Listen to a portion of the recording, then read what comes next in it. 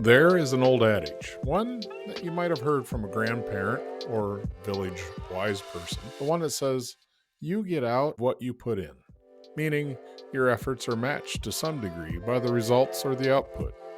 Now, take our nonprofit, Pioneer Knowledge Services, who delivers this cool program that you're listening to right now, takes a bunch of effort that you don't even see. We hope that you obtain value from our efforts to deliver it to your powers of reason. Here is where you come in. You, the listeners. Make our efforts rewarded. Consider donating to keep us moving forward. Visit pioneer-ks.org and click on donate.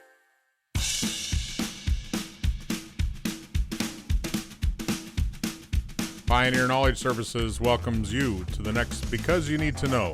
I'm your host, Edwin K. Morris. I serve as president and founder of this organization, and we are thrilled to offer this educational program. These design conversations bring you people's experiences from all over the globe in the field of knowledge management, nonprofit work, and innovation.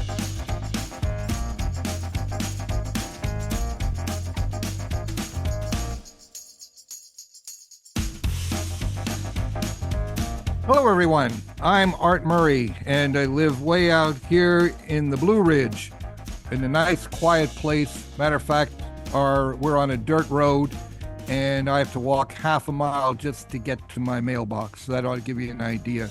But we do knowledge work out here. One thing probably is important to know is my whole life I've suffered from a very debilitating condition.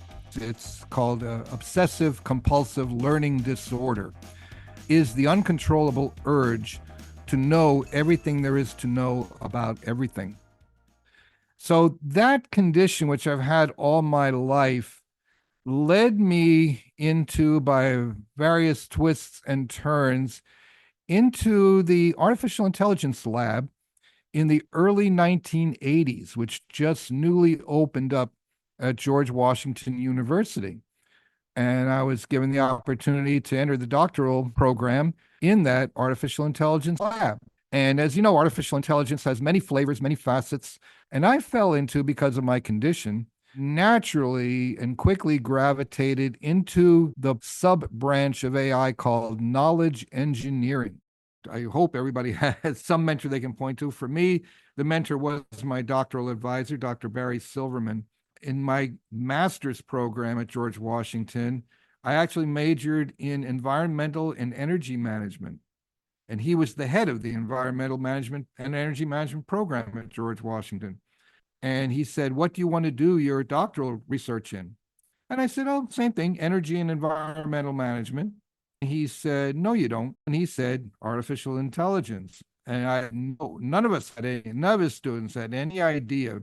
And I attribute success I have today, I attribute to him. And when I did my dissertation defense, and he ran us through the ringer, but then when we went in front of the committee, we were ready. So to Dr. Barry Silverman, I take my hat off. He was my mentor, and everything that he taught me, I carry forward to today. We've picked a pretty interesting concept to kick around today. You know, it's just so bizarre how little bits and advances in humanity in different worlds. Our talk today is, how does organizations of government of a country establish a smart society, meaning that it is enabled to advance itself to a degree with public utility, public use, public design of a smart design. Art, you wrote an interesting article that really grabbed my eyeballs, and I loved it. So let's talk about that. Can you tell me what a smart city is, or a smart country is? Well, let's start with smart city. I'm glad you brought that up, because I want to dispel where people are heading in that regard. And it's probably taking not an optimal direction. Smart cities are a pretty good concept that a lot of people know about, and I've been involved personally in smart cities for decades now. I wrote a column in KM World called The Future of the Future. I've written that for almost 2 decades now with over 110 articles. I tend to be kind of ahead of the game, which you have to be if you're writing a column like that. So smart cities, the notion was use technology to wire everything up so that you optimize. I've done a lot of work with Russian scientists. They even cut their teeth back during the old Soviet Union days, where they were focused very much on cybernetics idea. They were probably pioneers in the notion of a smart city. They called it a cyber city or cybernetics. Machines would optimize and control everything, the flow of food, the flow of energy, the flow of traffic, logistics, everything from A to Z. All the moving parts, basically, of a societal being or a societal state. Right. If you want to think like a vehicle, outside the car or inside the car or under the hood, just all the parts of everything. Exactly. So first of all, grab and identify them, then model how they operate. That's getting into engineering. And then integrate them, stitch them all together so that you've got this nice, smooth functioning thing where everything's kind of taken care of and optimized. That's the notion of a smart city. Here's the problem with that. First of all, you take the humanism out of it. So right away, one of the errors that can happen when you have that kind of mindset is you're mechanizing something that is a society. A good example is synchronizing traffic lights. Okay, we know that's a good thing because you know how irritating it is when traffic's backed up and then the light changes green and two cars go through and then the light changes red again. Boom. There's where, obviously you want some good optimization that technology can provide. When you move beyond that and move now to the people and society and how they interact, you don't want that, because one thing I want to make clear, and this is important because a lot of people are missing this now with the bright, shiny object of AI grabbing everyone's attention. I don't care. Artificial intelligence, computers are computational systems. And it's important to notice the difference between computational systems or artificial systems and natural systems. There is nature. Humans are natural systems. They are biological in nature. If you want to go deep into the structure, they are stratified in nature, just like quantum physics. They are not deterministic. You cannot engineer humans in society and natural systems. They require freedom to allow emergence. And Gibson's, it gets a little bit scientific on you. You can look it up. Gibson's affordances, right? To try and enable the proper affordances to let natural evolution take place and enable that and nurture that, versus the traffic lights and all that other stuff. They're best handled by computation. Yeah, we need to separate. Right. So let me, on IBM's website dated November 2023, what is a smart city? A smart city is an urban area where technology and data collection help improve quality of life as well as the sustainability and efficiency of city operations. When I read that definition of what a smart city is, it's not really talking about the population a whole lot. It sounds like more utilities and, like you're saying, streetlights and electricity grids and water grids and sewage and all those things that are systems that would be smart to have smart stuff on. Your mass transit, all that sort of thing. So smart city does not really address the humanoid component of that system, because that's all tech. That's all man-made. So these are, smart city is for man-made stuff. Good way to distinguish it, yes.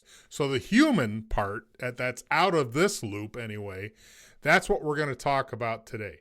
Because the article that you wrote that I read in KM World was all about how India, soon to be reverted back to what it was called before it was colonized, and I can't say the word, so I'll wait for you to say it.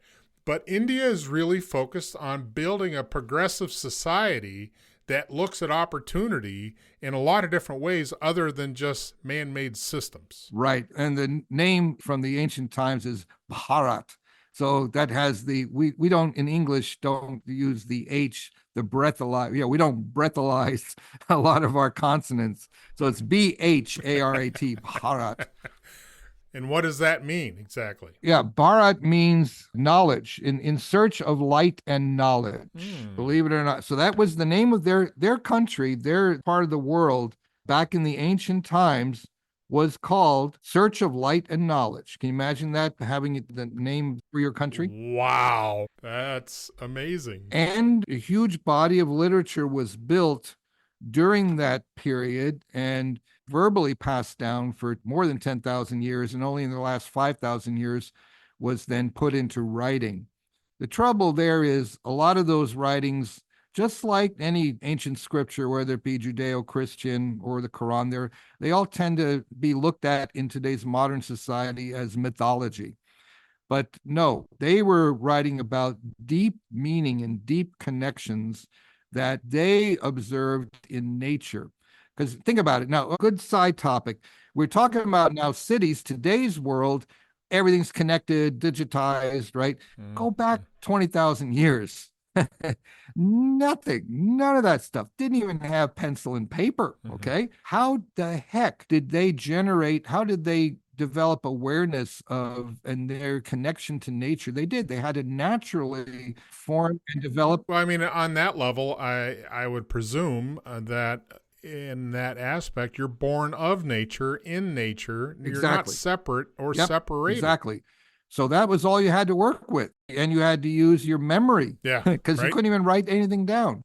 So you'll notice a lot of the ancient scriptures, documents, whatever you want to call them, tend to be canticles and songs. And that's how you pass things down from one generation to the next. And so a lot of the ancient writings from ancient Bharat are indeed verses and songs and chants. And that ability creates, or at least that tool set, is that their knowledge transfer was embedded in voice, meant there was intergenerational overlays throughout that kept everything sustained. So you had intergenerational contact constantly in order to help strengthen the knowledge flow. Correct. There's a combination of knowledge preservation and perpetuation. You remember the game you play as kids in a circle. You pass the message, secret message from one kid to the next. And by the time it comes around, it's totally garbled. So they understood that. There was a culture there. All they did, all this certain group, and that's why they have the caste system and the Brahmin caste. Part of the Brahmin caste were called pundits. And all they did was memorize that scripture. Every inflection, every syllable had to be sung and chanted perfectly. For that reason, the secret circle game, it had to be. That was the only way they could preserve it. So there was knowledge preservation going on. It's just amazing that it was preserved for those thousands of years. And at the same time, new knowledge was being generated. They began to evolve knowledge. They understood that the Earth was not the center of the universe. The sun was at the center, and Earth and the planets were spinning around. They were into astronomy long before Copernicus and Galileo. I'm talking thousands of years before. They preserved the knowledge they had and then built upon it. And everything you've just really laid out here, the history of this land and its way of thinking is deep and it's wide. I wanted to search and see what looked like now. I go to the Indian Knowledge Systems Division website. They got knowledge repository, all kind of the government of India, Ministry of Education. Is this new idea, or maybe it's not a new idea, but they're reclaiming what they were, is what it kind of sounds like. What are they doing to engage the population of their country to prepare themselves better for the future? Because the word that comes to my mind is future-proof. Right. Well, one area definitely everybody's interested in is sustainability, because we have kind of devolved into a consumption-oriented economy where we just consume, and then waste gets tossed aside. And by the way, not just India, right? There's every continent has its indigenous populations who were doing similar things. They had similar stories and similar connection to nature.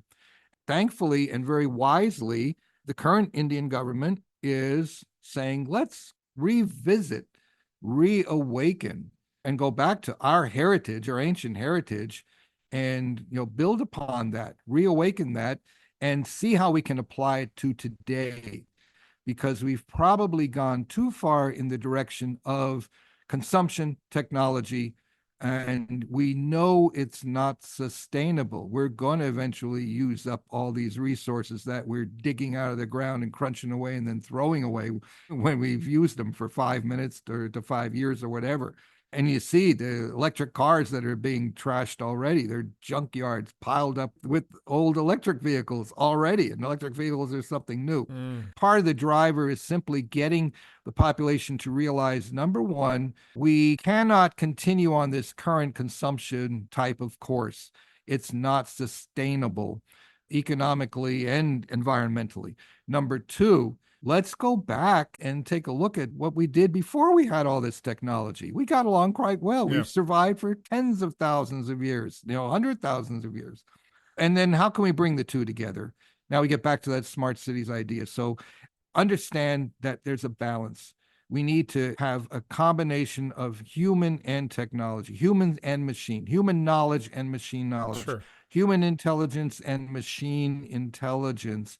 But the technology has been evolving like crazy, Moore's law, exponential growth. Yep. But what about us humans? So let's look and say, hey, we've got an innate capacity in our human neurophysiology to sense what's going on around us and then make sense out of it and then take action in alignment with nature. Let's awaken that, pick up maybe where the ancients left off, start growing that. In that voice, this is exactly where I'm seeing.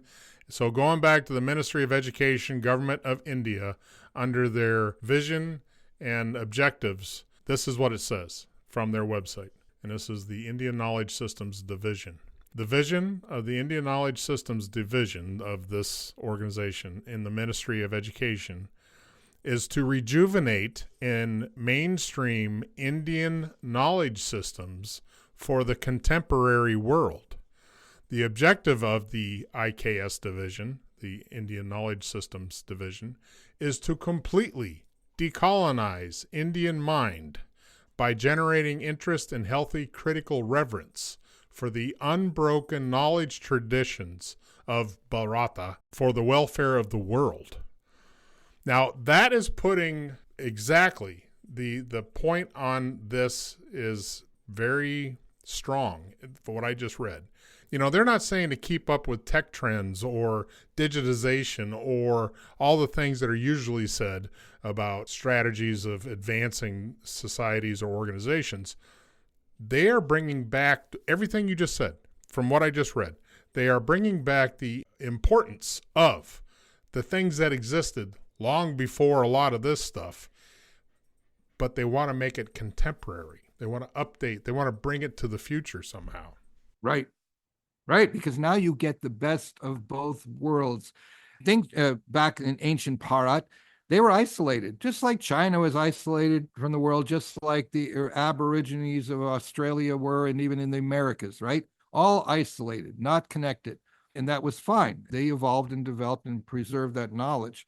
Now we've got the opposite. We've got this massively interconnected globe where we can instantaneously talk with anybody on the earth, 8.1 billion minds with the capacity to connect to one another, bring these two worlds together. And hopefully that bringing some of that ancient wisdom here will help us, will guide us in the right direction, because as you can see, and I think it's silly to some extent, but there's some realistic aspect to it. The singularity and AI and machines taking over. Yeah, machines will take over if we allow them.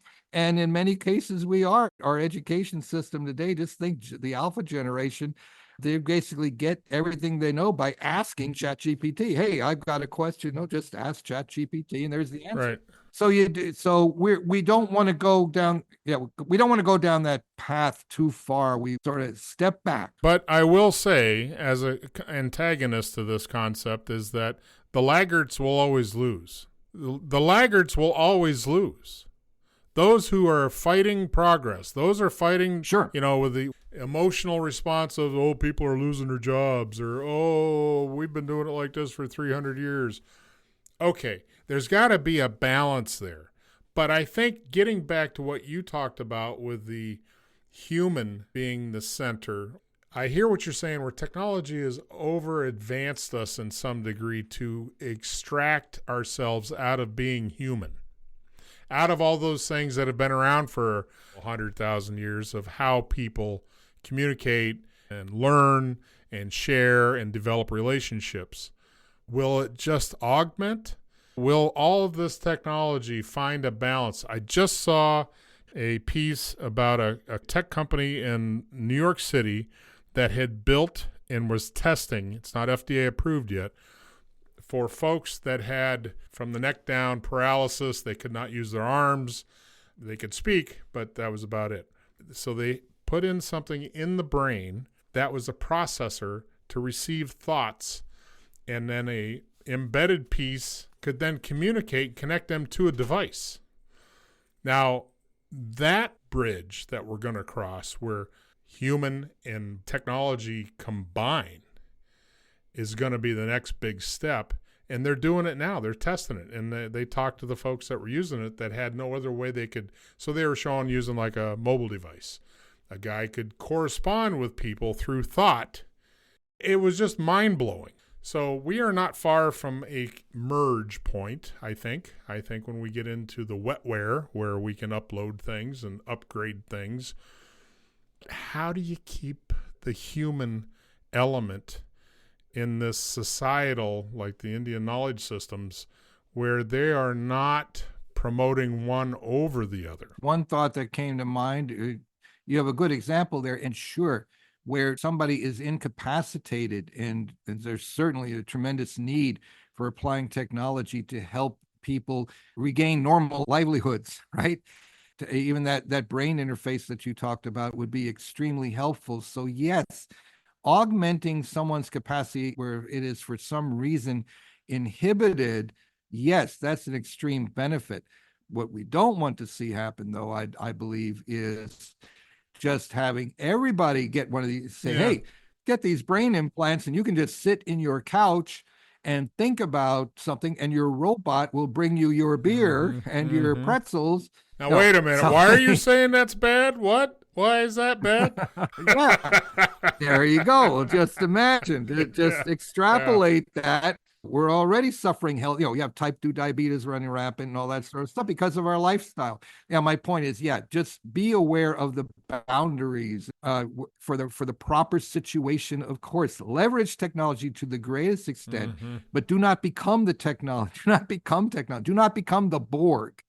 Rather, but still, let me emphasize, we are not evolving our neurophysiology, which has the capacity to evolve. And if you believe the old psychology used to say, we're using 10% of our mind, and that's probably, we're using some percentage of our mind. So my point that I try to drive is, while Moore's law is racing ahead to our great benefit in the silicon side, we should be doing the same thing on the human side. There we go back to, okay, how did these ancient rishis, how did they acquire all of this incredible wisdom of the movement of the planets and of the elements and of all the forces of nature? They knew all that stuff. How? They were attuned. That kind of got lost along the way. In addition to what we're doing here in technology, let's put some effort into reclaiming and then evolving our innate capacity as humans.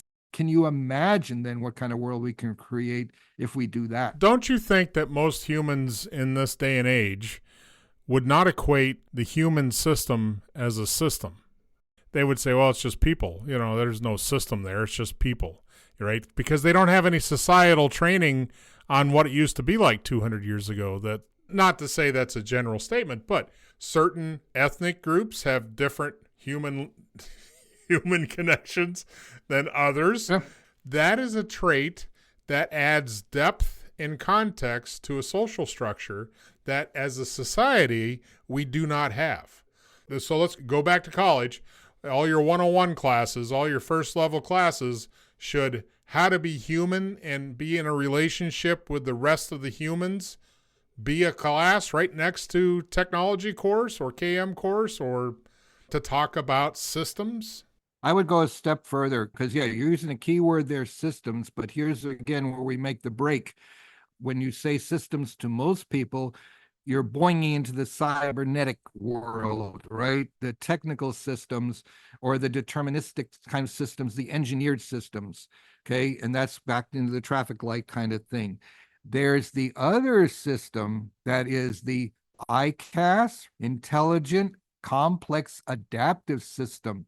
That is the natural system, different from a computational system. So again, I make that distinction. I've got to hammer that home. Yeah. And yeah, good idea in terms of revamping and reforming our education curricula.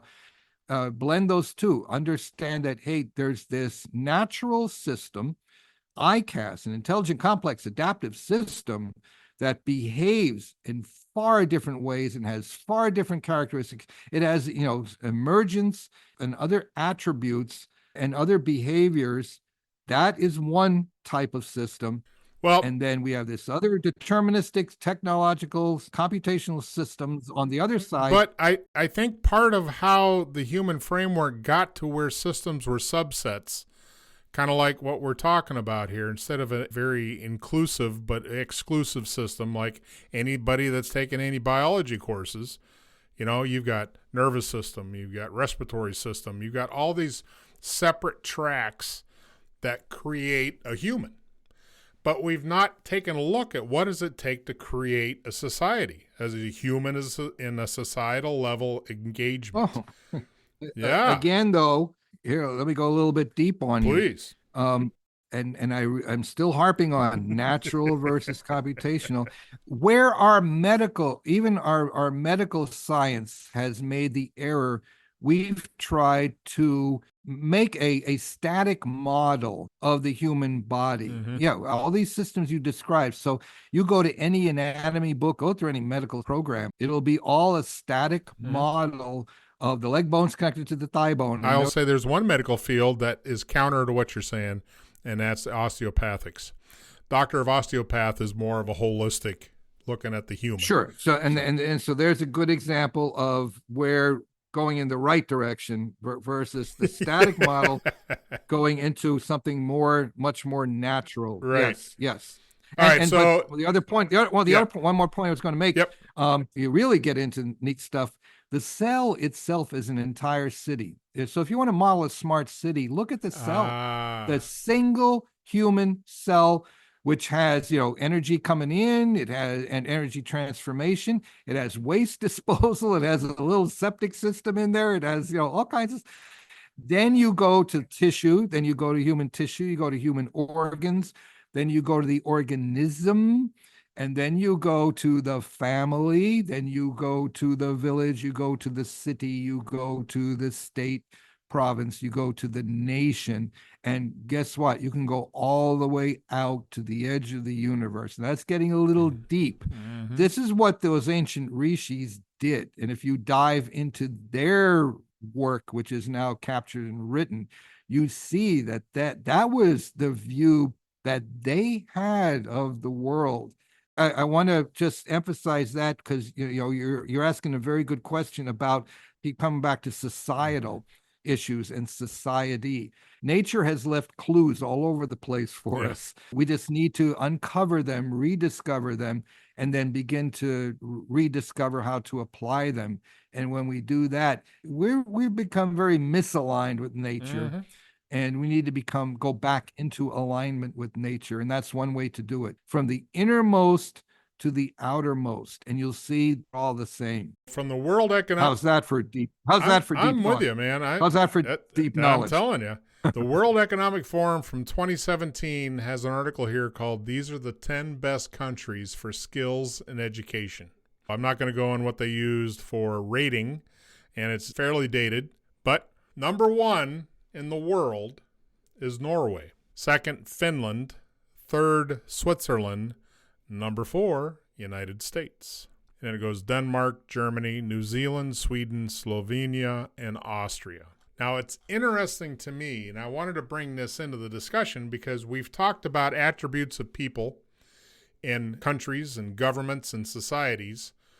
It all boils down to developing the human. skills, education. There's got to be an apropos level of the population that has an IQ of around here in order to get to the next lily pad. And I also pulled up the United Nations had a global index on knowledge, the Global Knowledge Index. And the last one they produced was 4 years ago. So apparently that's fallen off the radar for the United Nations. And trying to understand how the globe should be looking and rating how they look at their knowledge, how they develop and use their own knowledge. Well, I certainly agree with revisiting how we even define and look at and rate knowledge. That needs to be totally, maybe even totally revamped. That I agree with. You know, if you're going to rate, one of the markers I would think you would want to know for a country or nation or whatever you want to call it, how much skill and, where skill and education. I think we're focusing education, overweighting education. The needs of today are, STEM, right? STEM. Yep. So sure, that's going to weight heavily in any institution like the World Economic Forum in ranking countries in this regard. But if we back up, a better way to look at it is, and it's not just IQ now. There are different kinds of intelligences. Some people have as many as a dozen. So the important thing there is every individual has some innate capacity. And we're not all equally smart in equal areas, and we shouldn't be. There's your real diversity. You want real diversity. The diversity is really inside. Let's look at the different diversity of our innate capacities. People have a natural inclination toward artistic kinesthetics and mathematics and science. So let's look at that. Find a way to better understand our differences, our true diversity, what distinguishes us, what are the true measures of diversity, so that we can have a better, more, and use the word holistic, where we can take into account all of those innate capacities and then blend them together in the most effective way. Now we're launching a new stage of evolution. So in the Global Knowledge Index, what they rate and what they look at by country, I'll read them to you, see what you think. So the Global Knowledge Index, produced annually since 2017, is a summary measure of tracking the knowledge performance of countries at the level of 7 areas, namely pre-university education, which I think is a great indicator. Doesn't have to be university. Technical and vocational education and training, higher education, research, development and innovation, information and communications technology, economy, and the general enabling environment. Now, some of those are kind of wide. Buckets are wide there. What do you think's missing out of that? Just based on our conversation, I would say there's nothing about social maturity, social, yes. being a human. Right. Yeah. Right. Just plain old, good old emotional intelligence. But everybody wants to measure the easiest thing they can measure. How many degrees do you got? Oh, okay. That's good. I was just going to say, I advise a lot of people who are saying, what do I major in, that sort of stuff? And it goes back, it's a little bit trite. What's your passion, right? But yeah, what are you good at? And how can you apply that to help make the world a better place? Simple as that. And 9 times out of 10, you don't need, especially today, knowledge is out there. It's available. That's another great benefit of today. What I need from you is you to define for me what your definition of knowledge management is. I still like Alex Bennett's version, Alex and David Bennett's. It's the capacity, and darn it, I don't have the exact words in front of me, but the capacity to make choices in varied and uncertain circumstances, something like that. Refer to. Talk about ICAS. It was Alex and David Bennett's book, Intelligent Complex Adaptive Systems, and they have the best definition of knowledge management in there. And it's something like the capacity to make decisions in varied and uncertain circumstances. To put it in your words, instead of trying to grab theirs, what are the 2 top things you need to have in a knowledge management? Yeah, capacity is a word I like to use, including theirs. So in my own words, and it's my own focus, personal focus right now, is human and machine intelligence. So the capacity to combine human and machine intelligence such that your end performance is better than either one alone. I like that.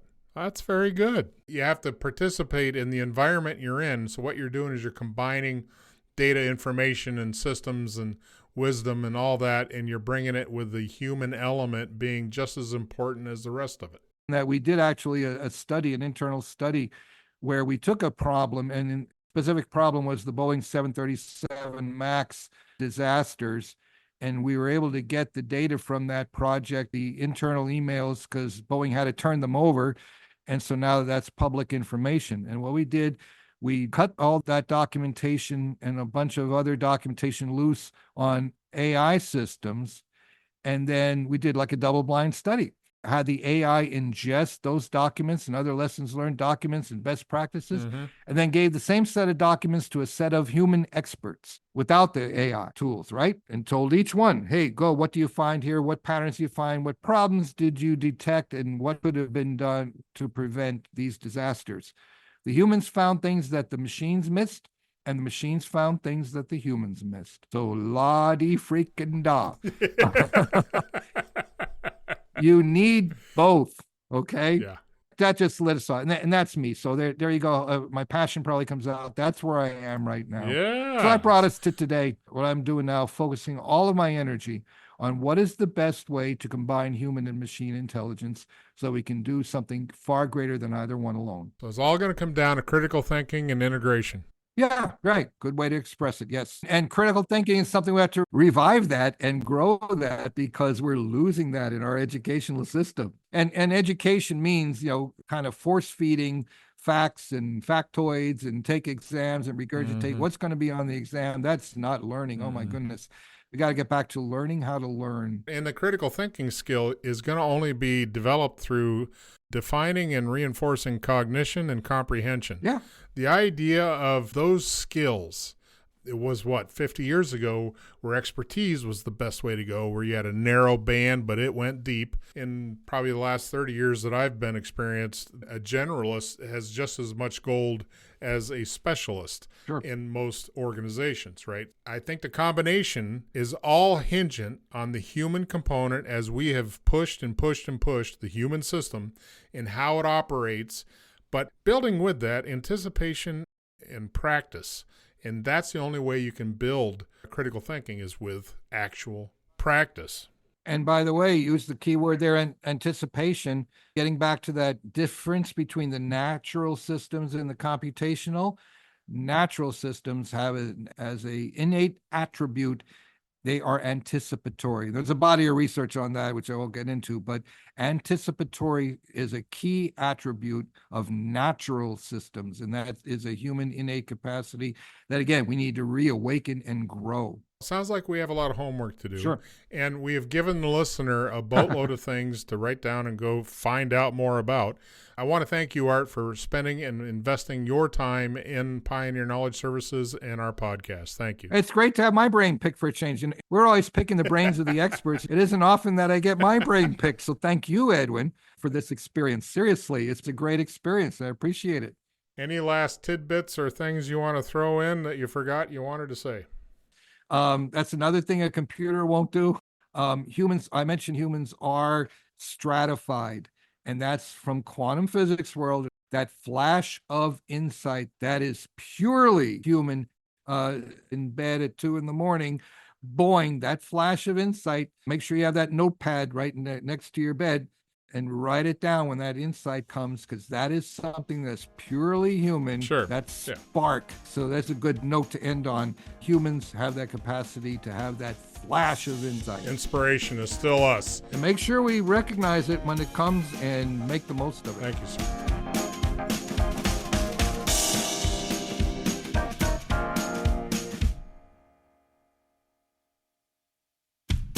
Thank you for joining this extraordinary journey, and we hope the experiences gained add value to you and yours.